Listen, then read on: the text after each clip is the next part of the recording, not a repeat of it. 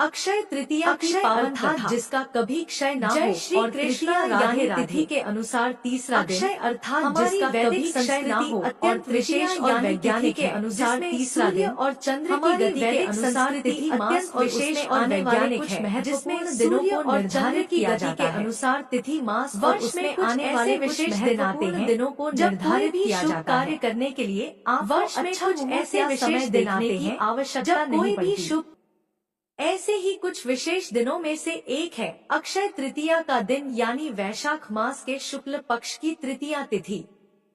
इस दिन को अक्षय कहा गया है। इसका अर्थ है कि इस दिन जो भी पुण्य कर्म या आध्यात्मिक कार्य किया जाएगा उसका कभी भी क्षय नहीं होगा अर्थात उसका कभी भी नाश नहीं होगा। जैसे भगवत गीता में भगवान श्री कृष्ण कहते हैं कि जो भगवान की शरण ग्रहण करते हैं वे शीघ्र धर्मात्मा बन जाते हैं और चिर स्थायी शांति पाते हैं। हे कुंती पुत्र, निडर होकर यह घोषणा कर दो कि मेरे भक्त का कभी नाश नहीं होता। उसी प्रकार अक्षय तृतीया के दिन किया गया कोई भी पुण्य कर्म का फल भी नष्ट नहीं होता। भौतिक संसार का सामान्य नियम तो यही है कि अगर आप कोई पुण्य कर्म करते हैं तो उसका अच्छा फल भुगतते हैं और अगर कोई पाप कर्म करते हैं तो उसका बुरा फल भी आपको सहना पड़ता है। हमारे जीवन में आने वाले सुख और दुख अंततः हमारे पूर्व जन्म के ही पाप और पुण्य कर्म के परिणाम स्वरूप हमें मिलते हैं और एक बार जब हमारे पुण्य कर्म का अच्छा फल मिल जाता है तो उसके बाद वह समाप्त हो जाता है और फिर से हमें कोई दूसरा पुण्य कर्म करना पड़ता है। लेकिन अक्षय तृतीया ऐसा दिन है जब आप जितना अधिक मात्रा में आध्यात्मिक कार्य पुण्य कार्य या जप तप यज्ञ इत्यादि करते हैं उसका जो फल मिलता है वह चिरकाल तक आपके साथ रहता है क्योंकि उसका कभी भी नाश नहीं होता। आइए आज हम इसी अक्षय तृतीया के उपलक्ष्य में उससे जुड़ी पौराणिक कथा का श्रवण करते हैं। इस कथा के विषय में कहा गया है कि जो व्यक्ति इस कथा को अक्षय तृतीया वाले दिन पूर्ण रूप से सुनता है यानी शुरू से लेकर अंत तक सुनता है उसे अक्षय पुण्य फल की प्राप्ति होती है।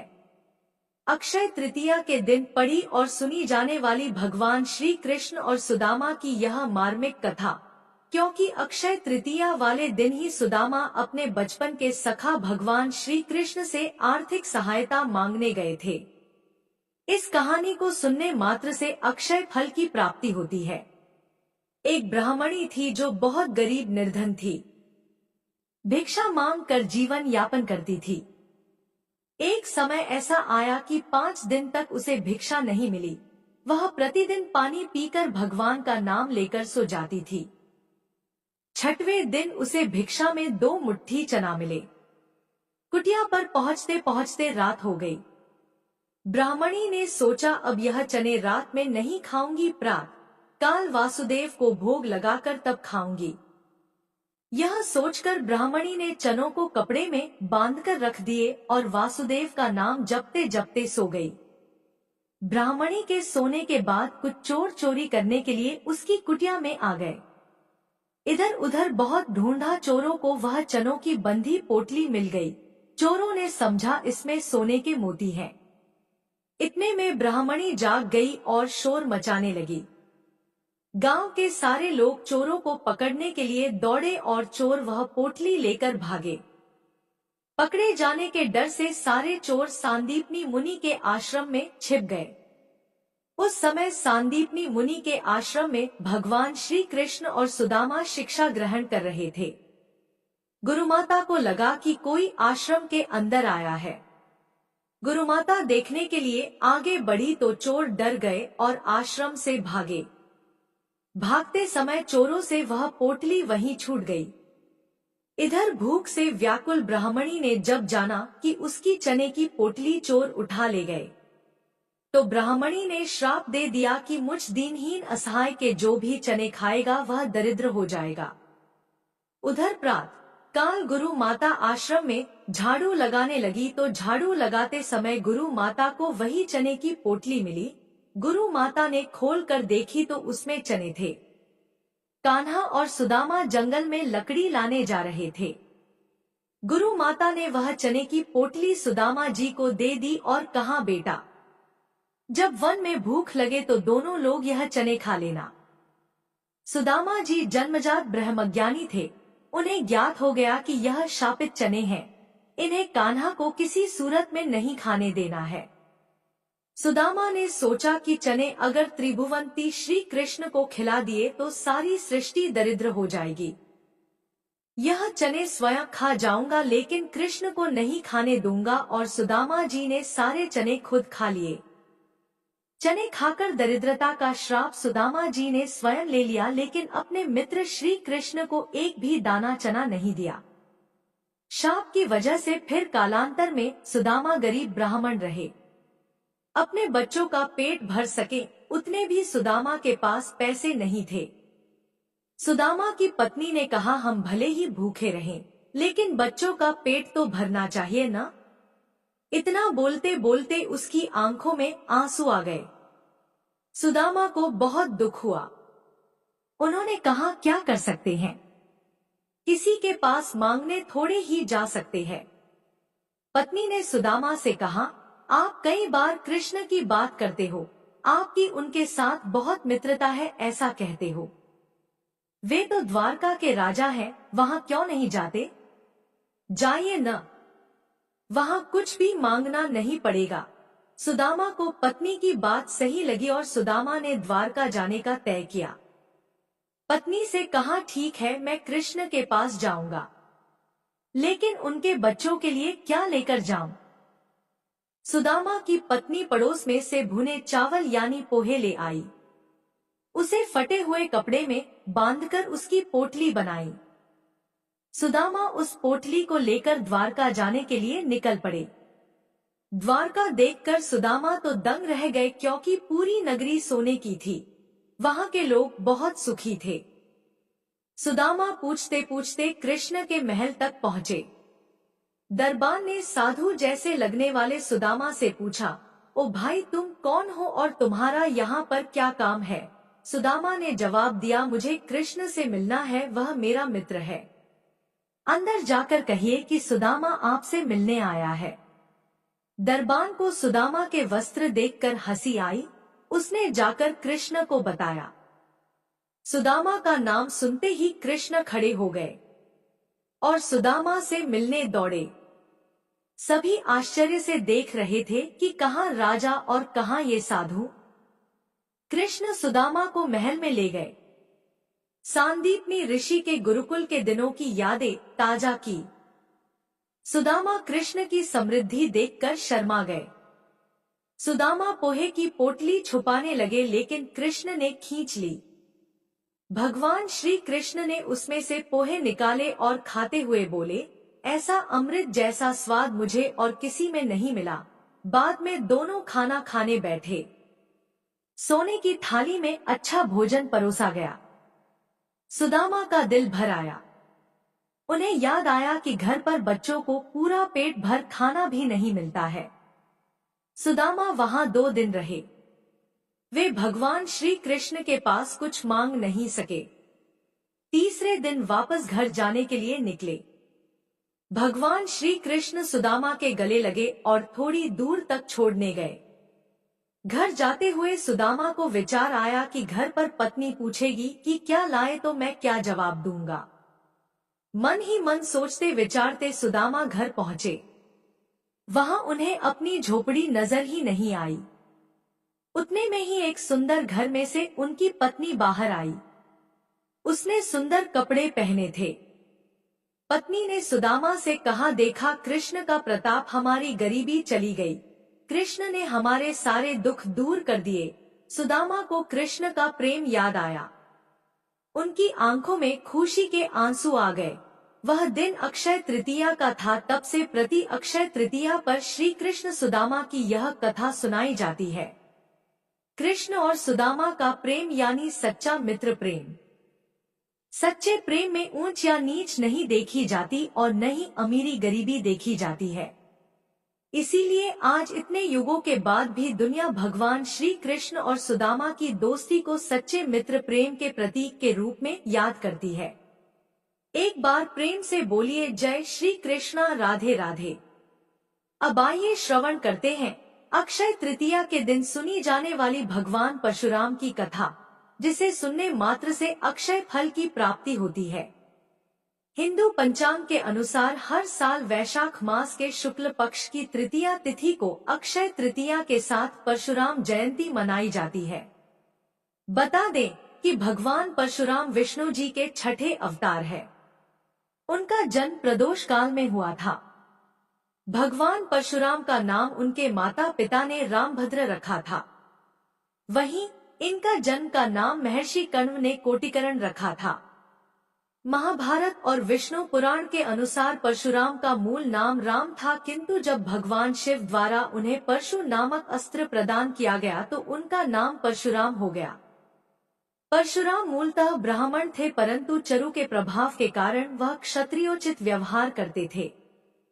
15 वर्ष की आयु में ही इन्होंने अपने दादा ऋचिक और पिता जमदग्नि से वेद और धनुर्वेद की शिक्षा प्राप्त कर ली थी। संजीवनी विद्या, जो भार्गव वंश में वंशानुगत दी जाती थी, की भी विधिवत शिक्षा इन्होंने अपने दादा ऋचिक एवं पिता जमदग्नि से प्राप्त की। पशु चलाने की शिक्षा भगवान शंकर के सानिध्य में इन्होंने गणेश जी से प्राप्त की थी। कैलाश पर्वत पर स्थित भगवान शंकर के आश्रम में विद्या प्राप्त कर परशुराम ने विशिष्ट दिव्यास्त्र परशु प्राप्त किया था।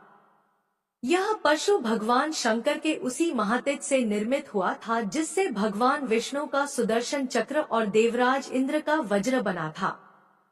परशुराम रुरु नामक मृग का चर्म धारण करते थे और कंधे पर धनुष बाण एवं हाथ में परशु लेकर चलते थे। परशुराम शस्त्र विद्या के महान गुरु थे। उन्होंने भीष्म, द्रोण व कर्ण को शस्त्र विद्या प्रदान की थी। श्रीमद्भागवत के अनुसार एक बार परशुराम की माता रेणुका दैनिक नियमानुसार संध्या वंदन और यज्ञ के लिए गंगा जल लेने गंगा के तट पर गई। सायंकालीन जब संध्या वंदन और यज्ञ उत्तमा सूर्य संहिता सूर्य के रहते ही उत्तम मानी जाती है। जिस समय रेणुका नदी तट पर जल लेने गई, उसी समय गंधर्व मृतिकावत के पुत्र राजा चित्ररथ गंधर्वराज का जलयान वहां रुका। चित्ररथ अपनी अप्सराओं के साथ वहां जल क्रीड़ा करने लगे। रेणुका ने सोचा कि यह लोग स्नान करके चले जाएं, तो मैं पूजा और संध्या के लिए स्वच्छ जल लेकर आश्रम को जाऊं। इक्ष्वाकु क्षत्रिय वंशी होने के कारण रेणुका के विचारों में स्वच्छंदता थी। उसे भार्गवों के द्वारा निर्मित नीति पंथ का ज्ञान नहीं था। इसी अज्ञानता के कारण उससे नीति पंथ का उल्लंघन हो गया। चित्ररथ को जल क्रीड़ा करते देख वह मानसिक विकार से अपनी सुध-बुध खो बैठी। उनके मन में विचार आने लगा कि वह भी राजकुमारी थी और अगर उसका विवाह भी किसी राजकुमार से हुआ होता तो वह भी इसी प्रकार जल क्रीड़ा और अन्य प्रकार से राजकुमारियों की तरह मनोरंजन कर सकती थी। चित्ररथ को स्त्रियों के साथ जल क्रीड़ा करते देख रेणुका ने जमदग्नि का चिंतन प्रारंभ किया। देवी के मन में विचार आया कि मुनीश्वर शिवस्वरूप जमदग्नि के समागम में यह जल क्रीड़ा की जा सके तो यह तीर्थ सार्थक हो जाएगा। जिस समय रेणुका को जल क्रीड़ा करते हुए चित्ररथ और उनकी अप्सराएं दिखाई पड़ी, उस समय उनके मन में आश्रम जीवन के साथ ही राजकन्या के उपयुक्त जल क्रीड़ा की इच्छा जागृत हुई।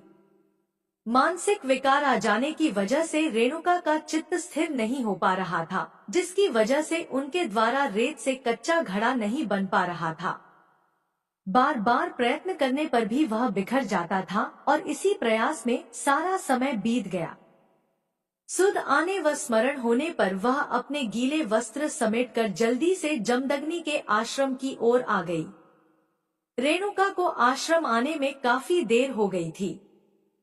इतने में सूर्य अस्त होकर चंद्र उदय हो चुका था। अग्निहोत्र के पूर्व पहुंचने का नित्यक्रम इस दिन टल चुका था। देवगण और अतिथि गणों की पूजा का समय निकल चुका था। मानसिक विकार से युक्त होने के कारण रेणुका का ब्रह्मा तेज समाप्त हो गया था। वह खाली हाथ वापस आई थी। उसे इस रूप में देखकर महर्षि जमदग्नि ने अपनी योग विद्या से सब जान लिया। यह सब जानने के बाद उनके क्रोध की सीमा न रही। उन्होंने रेणुका से कहा, तुम्हारा चित्त परपुरुष में लग गया है। अब तुम मेरी अर्धांगिनी होने का अधिकार खो बैठी हो। उन्होंने कहा, ब्राह्मण का शरीर क्षुद्र सांसारिक काम के लिए नहीं है, कठोर तप के लिए है और साधना के लिए है। दीपक की भांति जलते रहकर सबको प्रकाश देने के लिए है। तब रेणुका ने कहा, मेरे हृदय में केवल आपकी मूर्ति रहती है। मेरे मन में आपके अलावा किसी अन्य का विचार नहीं आता है। नारायण स्वयं मेरे पुत्र हैं। मैं अन्य के प्रति अपनी कामना कैसे रख सकती हूँ? इसके बाद रेणुका ने कहा, मेरे मन में जो था वह मैंने आपको कह दिया है। अब धर्म के अनुसार जो उचित है वह निर्णय आप करें। इस पर महर्षि जमदग्नि ने कहा, घृणित कार्य करती हो और धर्म की बातें करती हो। तुम निश्चय ही वध के योग्य हो। महर्षि जमदग्नि ने रेणुका के व्यवहार के कारण अपने पुत्रों से उसका वध करने को कहा, परंतु चारों अग्रज पुत्रों ने ऐसा करने से मना कर दिया। इसके बाद उन्होंने अपने पुत्र परशुराम को अपनी माता रेणुका का वध करने को कहा। जमदग्नि ने परशुराम से कहा, तुम्हारी माता ने मदन रूप में चित्ररथ गंधर्व को गंगा तट पर देखा है। तेरी माता का चित्त दुराचारी हो गया है। तुम्हारी माता ने भार्गव द्वारा निर्मित और अनुकरणीय नीति पंथ का उल्लंघन किया है। मेरी आज्ञा से तुम अपनी माँ का वध करो। यदि तुम मेरे पुत्र हो तो अपनी माँ का मस्तक काट डालो। तुम्हारे चारों अग्रज भाइयों ने मेरी अवज्ञा की है, इस कारण इन भाइयों के सिर भी काट डालो। पिता की आज्ञा होते ही एक क्षण का भी विलंब न करते हुए परशुराम ने अपनी माता और चारों अग्रज भाइयों का सिर काटकर धड़ से अलग कर दिया। ऐसा करते ही महर्षि जमदग्नि ने प्रसन्न होकर कहा, पुत्र तुम धर्मज्ञ और आज्ञाकारी हो। तुम कठिन परीक्षा में उत्तीर्ण हो गए हो। मैं तुमसे बहुत प्रसन्न हूँ। तुम एक इच्छित वर मांगो। इस पर परशुराम ने कहा, मेरी माता जीवित हो जाए और उनके मानस पाप का नाश हो जाए। मेरे चारों भाई जीवित और स्वस्थ हो जाएं और उन्हें मेरे द्वारा मारे जाने की याद ना रहे। युद्ध में मेरा सामना करने वाला कोई ना हो और मैं लंबी आयु को प्राप्त करूं। महर्षि जमदग्नि ने उन्हें आशीर्वाद देते हुए कहा, ऐसा ही होगा। जमदग्नि ने परशुराम को स्वच्छंद मरण का आशीर्वाद भी दिया। महर्षि जमदग्नि ने कहा कि भृगु शुक्राचार्य जी द्वारा सिखलाई गई संजीवनी विद्या से मैं इन्हें जीवित करता हूँ। और उसके बाद उन्होंने ललिता पत्तों का लेप लगाकर उनके धड़ को फिर से जोड़ दिया, जिससे वह सभी फिर से जीवित हो गए। ऐसा माना जाता है कि भगवान परशुराम ने 21 बार क्षत्रियों को पृथ्वी से नष्ट किया था। धर्म ग्रंथों में वर्णित है कि नर्मदा नदी के किनारे माहिष्मती नामक स्थान पर है वंश का साम्राज्य था। इसी वंश के एक राजा कृतवीर्य थे। भार्गववंशी ब्राह्मण इनके राजपुरोहित थे। परशुराम के पिता महर्षि जमदग्नि जो भार्गव प्रमुख थे, उनका कृतवीर्य के साथ मधुर संबंध था। कृतवीर्य के पुत्र का नाम अर्जुन था, इस कारण अर्जुन को कार्तवीर्यार्जुन भी कहा गया। कार्तवीर्यार्जुन ने अपनी आराधना से भगवान दत्तात्रेय को प्रसन्न किया। भगवान दत्तात्रेय को ब्रह्मा, विष्णु और महेश तीनों देवों का अवतार माना जाता है। भगवान दत्तात्रेय ने प्रसन्न होकर कार्तवीर्यार्जुन को 1 सहस्त्र भुजाओं तथा युद्ध में किसी से पराजित न होने का वरदान दिया। इस कारण कार्तवीर्यार्जुन को सहस्त्रार्जुन भी कहा जाता है। एक बार सहस्त्रार्जुन अपनी पूरी सेना के साथ जंगल से गुजर रहा था तो विश्राम करने के लिए महर्षि जमदग्नि के आश्रम पहुंचा। महर्षि जमदग्नि के पास देवराज इंद्र द्वारा प्राप्त कपिला कामधेनु गाय थी। यह कोई साधारण गाय नहीं, वरन दैवीय गुणों से युक्त एक विशिष्ट गाय थी। इस गाय की सहायता से महर्षि जमदग्नि ने राजा और उसकी पूरी सेना के लिए भोजन का प्रबंध किया। सहस्त्रार्जुन गाय की विशेषताओं को देखकर उससे प्रभावित हुआ और उस गाय को प्राप्त करने का लोभ उसके मन में घर कर गया। सहस्त्रार्जुन ने उस गाय को जमदग्नि ऋषि से मांगा, परंतु उन्होंने इसे देने से इनकार कर दिया। क्रोध में आकर सहस्त्रार्जुन ने पूरे आश्रम को तहस नहस कर दिया और बलपूर्वक कपिला कामधेनु को ले जाने का प्रयास करने लगा। लेकिन गाय उससे छूटकर स्वर्ग लोक में इंद्र के पास चली गई, जिससे सहस्त्रार्जुन को वह गाय हासिल न हो सकी। लेकिन महर्षि जमदग्नि को दोहरा नुकसान झेलना पड़ा। एक तरफ उनका आश्रम तहस नहस हो गया तथा दूसरी ओर उनकी विशिष्ट कपिला कामधेनु गाय भी उनके पास से चली गई। कुछ समय पश्चात परशुराम के आश्रम आने पर उनकी माता रेणुका ने उन्हें सारी कथा कह सुनाई। परशुराम ने आश्रम की स्थिति और अपने माता पिता के अपमान को देखकर सहस्त्रार्जुन को सेना सहित नष्ट करने का संकल्प लिया। परशुराम ने आवेश में आकर सहस्त्रार्जुन की राजधानी माहिष्मती नगरी पर आक्रमण कर दिया और उसे अपने अधिकार में ले लिया। परशुराम ने फरसे के प्रहार से सहस्त्रार्जुन की समस्त भुजाएं काट डाली एवं सिर को धड़ से अलग कर दिया।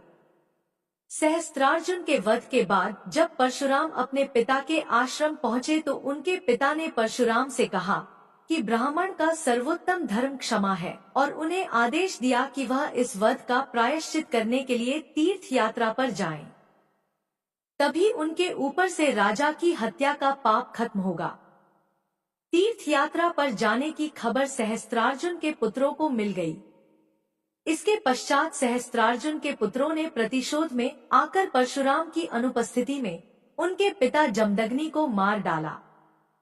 परशुराम की माता रेणुका पति की हत्या से विचलित होकर अग्नि में प्रवेश होकर सती हो गई। इसके बाद परशुराम ने प्रतिज्ञा ली कि मैं है वंश के सभी क्षत्रियों का नाश करके ही दम लूंगा। इसके बाद परशुराम ने 21 बार पृथ्वी को क्षत्रियों से मुक्त किया। वह क्षत्रियों को ढूंढ ढूंढ कर एकत्र करते और कुरुक्षेत्र में ले जाकर उनका वध करते। इस प्रकार भगवान परशुराम ने क्षत्रियों के रक्त से 5 सरोवर भर दिए। यह स्थान समंत पंचक के नाम से प्रसिद्ध है। इन सरोवरों के रक्तजल से भगवान परशुराम ने अपने पितरों का तर्पण किया था। महर्षि ऋचिक ने प्रकट होकर परशुराम को ऐसा कृत्य करने से रोका। इसके पश्चात उन्होंने अश्वमेघ महायज्ञ किया और महायज्ञ में प्राप्त पृथ्वी महर्षि कश्यप को दान कर दी। उन्होंने देवराज इंद्र के समक्ष अपने शस्त्र का त्याग कर दिया और महेंद्र पर्वत पर आश्रम बनाकर रहने लगे। अब आइए श्रवण करते हैं अक्षय तृतीया की पावन कथा, जिसे सुनने मात्र से सभी मनोकामनाएं पूरी होती हैं। प्राचीन समय की बात है जब यह पृथ्वी अनेक महान राजाओं और तेजस्वी ऋषि मुनियों से सुसज्जित थी। चारों ओर धर्म और सुख का वास था, लेकिन फिर भी कर्म का चक्र सबके लिए एक समान कहाँ होता है। तो बस ऐसे समय में भी एक ब्राह्मण परिवार रहता था जो कि अत्यंत निर्धन था। उस परिवार में मात्र ब्राह्मण और उनकी पत्नी थी। ना तो उनके पास कोई धन संपत्ति थी और ना ही कोई संतान थी। लेकिन इस ब्राह्मण के जीवन में जो एक सुख था वो था उसकी पत्नी। उस ब्राह्मण की पत्नी अत्यंत विनम्र, पतिव्रता, चरित्रवान और सुंदर थी। ब्राह्मण भिक्षा मांगकर जो भी लाते उसी में वह संतुष्ट रहती और अपने पति की सेवा करती। अनेक प्रयासों के बाद भी ब्राह्मण अपने जीवन निर्वाह हेतु पर्याप्त धन एकत्रित नहीं कर पा रहे थे। इस अवस्था में भी वे दोनों पति पत्नी परम भगवान के प्रति समर्पित थे। आखिर एक दिन ब्राह्मण की पत्नी ने कहा, है स्वामी, आप इतना प्रयास करते हैं लेकिन फिर भी हम अपने जीवन यापन हेतु पर्याप्त धन एकत्रित नहीं कर पा रहे हैं। हमारे भाग्य में संतान सुख भी नहीं है। निश्चित ही हमसे कोई ना कोई अपराध हुआ है जिसका फल हम इस जन्म में भुगत रहे हैं। हे स्वामी, मैंने सुना है कि इस समय महान ऋषि वशिष्ठ हमारे नगर में पधारे हैं। कृपया आप उनके पास जाइए और हमारी इस अवस्था का कारण और समाधान पूछिए। वे अवश्य हमारी सहायता करेंगे। अपनी पत्नी की बात सुनकर ब्राह्मण को भी यह सुझाव अच्छा लगा। वे उसी समय महान ऋषि वशिष्ठ के पास गए। वहां जाकर उन्होंने प्रणाम किया और हाथ जोड़कर ऋषि से प्रार्थना करते हुए कहने लगे, हे ऋषिवर, आप तो त्रिकालज्ञ हैं। आप प्रत्येक जीव के भूत, भविष्य और वर्तमान से परिचित हैं। हे प्रभु, कृपया आप मेरी इस अवस्था का कारण बताइए। किस वजह से मैं इस निर्धन और संतानहीन अवस्था को प्राप्त कर चुका हूँ और किस उपाय द्वारा हम इससे मुक्त हो सकते हैं? कृपया हमारा मार्गदर्शन करें ऋषिवर। ब्राह्मण की बात सुनकर ऋषि वशिष्ठ ने कहा, है पुत्र, पिछले जन्म में तुम अत्यंत धनी थे और तुम्हारे अनेकों पुत्र भी थे, लेकिन उस समय तुम अत्यंत कृपण थे, यहाँ तक कि तुम अपने संतानों के लिए भी धन खर्च नहीं किया करते थे। अपने धन और संपत्ति के प्रति आसक्ति और अपनी संतान के प्रति लापरवाही के कारण तुम्हें इस जन्म में निर्धनता और संतानहीन होने का श्राप मिला है। उस समय किसी कारणवश तुमने वैशाख मास के अंतिम 5 दिन में व्रत का पालन किया था, इसलिए इस जन्म में तुम्हें ब्राह्मण का शरीर और अच्छी पत्नी प्राप्त हुई है। अगर तुम इस जन्म में वैशाख मास के कम से कम 7 दिनों तक भगवान श्री कृष्ण की भक्ति द्वारा पालन करोगे तो इस अभिशाप से अवश्य मुक्त हो सकते हो और वैशाख मास के शुक्ल पक्ष में आने वाली अक्षय तृतीया के दिन परम भगवान श्री कृष्ण की पूजा अर्चना करो। ब्राह्मण ने वशिष्ठ मुनि की सभी बातों का पालन किया और उसके फल स्वरूप वो ब्राह्मण अपने निर्धन और संतानहीन अवस्था से मुक्त हुआ। इस कथा का महात्म सुनाते हुए कहा गया है कि जब हम इस प्रकार की पौराणिक कथाओं का श्रवण और पठन करते हैं तो हम अपने आप ही परम भगवान गुरु और वैष्णव की सेवा में संलग्न होते हैं। इसलिए अक्षय तृतीया के दिन इस कथा का श्रवण अवश्य करना चाहिए। सिंहाचल में भगवान नरसिंह देव के एक विग्रह हैं, जिन्हें संपूर्ण वर्ष के दौरान चंदन लगाकर रखा जाता है, लेकिन अक्षय तृतीया का यही वह एकमात्र दिन है जब उनके शरीर से चंदन उतार लिया जाता है। यानी सिंहाचल के भगवान नरसिंह देव के वास्तविक विग्रह के दर्शन आपको सिर्फ अक्षय तृतीया के दिन ही हो सकते हैं। जगन्नाथपुरी धाम में हमारे प्रिय जगन्नाथ बलदेव और सुभद्रा जी के रथ यात्रा की तैयारी और रथ बनाने की शुरुआत भी अक्षय तृतीया के दिन से ही होती है। वृंदावन में बाके बिहारी मंदिर में भगवान श्री कृष्ण के चरणों के दर्शन भी वर्ष में सिर्फ एक बार अक्षय तृतीया के दिन होते हैं। इसी दिन से गंगोत्री, यमुनोत्री और बद्रीनाथ के द्वार भी खुल जाते हैं और चारधाम यात्रा प्रारंभ होती है। आदि शंकराचार्य ने कनकधारा स्तोत्र की रचना भी अक्षय तृतीया के दिन ही की थी।